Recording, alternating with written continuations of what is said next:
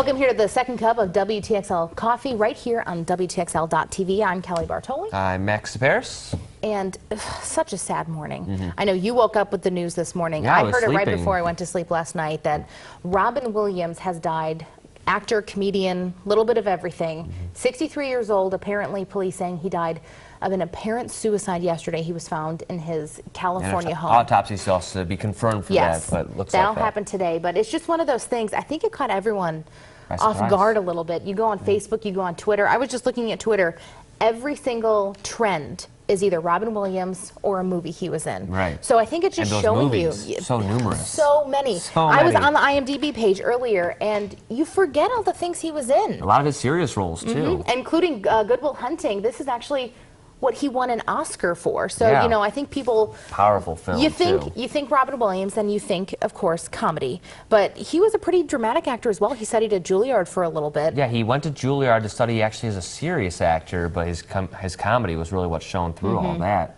It's hard not to think about him with comedy because he had such iconic comedy he had roles. his good stand-up as well, and then that transitioned into TV when he was the alien on that show, and then onto the big screen as well. Dead Poet Society was another. That was a huge one that really. That was kind of his, like, it was a funny role, but it was also very, it was more genuine, I thought. It wasn't as slapstick humor. It was much more like, okay, well, he's taking it to these students. That was a really good movie, too. And we were even talking earlier, we didn't even want to include Patch Adams because that movie is just so sad. Yeah, it's really, really depressing. This one could be, I know it's my personal favorite. It is my favorite, too. It's Mrs. Doubtfire. It's a great one. I mean, this movie, this is, I think, my favorite scene when he puts the cake on his face and yells, "Hello!" I think we can all hear it, right? We all love that. And dancing, the dude looks like a lady. I remember singing that song when I was young, not knowing what I was singing. That's what I'm thinking of when I think of that song now. Here's the thing. It was kind of strange, actually. My brother and sister and I sat down this weekend,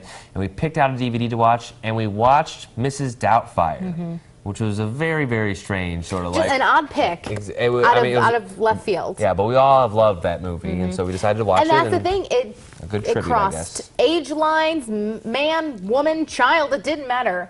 I think everyone loved that movie because it had his role. It was funny, but it had heart to it. So. Yeah, apparently that movie came out right after his divorce too, so a lot of that. And of course, there was a lot of talk of the sequel, but that is apparently going to be. You can't really do Mrs. Doubtfire without Mrs. Doubtfire. Yeah, so I think that will. This one certainly makes me nostalgic. Jumanji. Yeah, look at that CGI with the elephants. Goodness. Isn't it National Elephant Day today too, or something? I don't know. I'm pretty sure it is, or something like that. But yeah, I liked him with the full beard and a full beard here in Hook too. Is this his Hook? No, this is still. Remember, this is still Jumanji when he like flashes back when they get there. Yeah, you're right. I haven't seen this movie in so long. I want to watch that one. Let's watch this one. I had it on VHS tape along with Mrs. Doubtfire. Yeah. Yes, I think everyone's going to be just bringing watching out all of their favorites. movies. Hook was a good one. Flubber. Flubber. Who can forget Flubber? I remember my grandma taking me to see Flubber in the movie theaters. Yeah?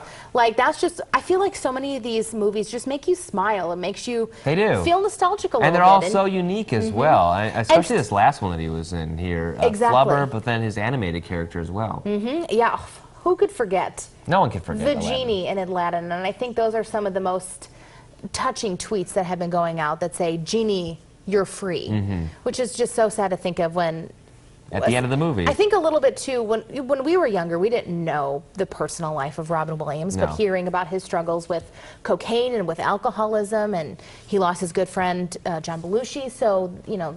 He had some troubles, but he did. He totally could turn it on and make everyone laugh when he maybe didn't feel like laughing himself. Right, he wanted everyone else to laugh as well. So we can still laugh along at those movies, and all of his roles, every single one of them stand out as well. But because he does so much, this morning we were finding all these movies and we go, oh yeah, he was in that movie. I can't believe he was in that. I mean, I'm telling you, I was on the IMDb page. He still has a ton of movies set to come out this year, post-production. He was in Night at the Museum, right, yeah, Old he played Dogs, the president there, Teddy Roosevelt. He was the voice in Happy Feet. We were talking about that earlier. I completely forgot about that one. RV, Noelle.